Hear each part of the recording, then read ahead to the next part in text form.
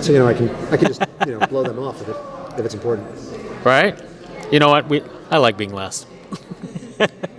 So, hey, congratulations, 20th anniversary of Batman Beyond. Thank you. I mean, how do you feel that a show like this has resonated years and years afterwards?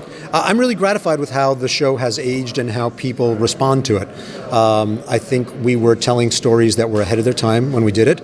I think it was some of our best work that any of us did over there. It's the show I'm the most proud of from the batch at Warner Animation. And I think it's aged really well. I think if you look at it today, the stories are still relevant. They're still cutting edge. The look is still fantastic.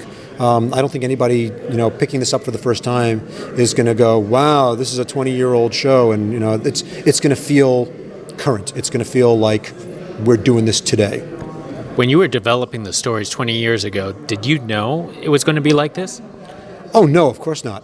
Obviously you hope that, and we were aware that it's sort of the energy you feel is more behind you than ahead of you.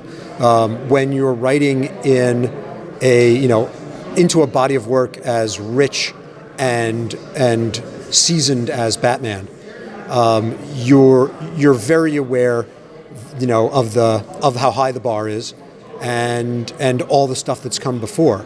And so the challenge is to contribute something new to that, and that people are going to like. And maybe one way that I'll answer the question is, everyone who worked on this show, we were people who cared about doing something that was going to have a shelf life. Mm-hmm. There's often a lot of attention in entertainment about making that buck today, or something that's so super relevant, like it's got hoverboards or whatever's popular right now. Like you mentioned Snapchat, yeah.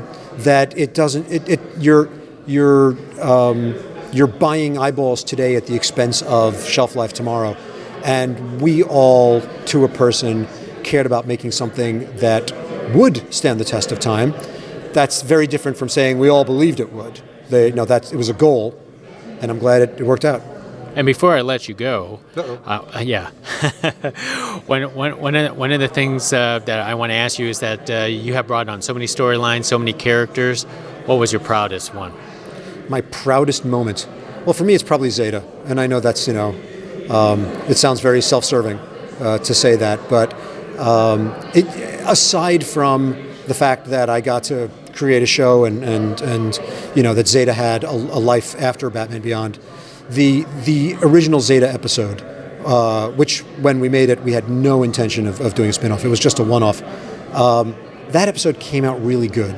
I thought the themes really worked, and it looked really good. And sometimes an episode comes together, and sometimes it doesn't. And that one, everything worked out, and I'm really, really proud of it. I think it's I've written over 100 episodes of television, across the board. Been doing it for 25 years, and it's that one episode is one that I still look back at as one of the best ones I wrote. Excellent. Hey, thank you very much. Thank you. Appreciate the thought. Thank you. Thanks a lot.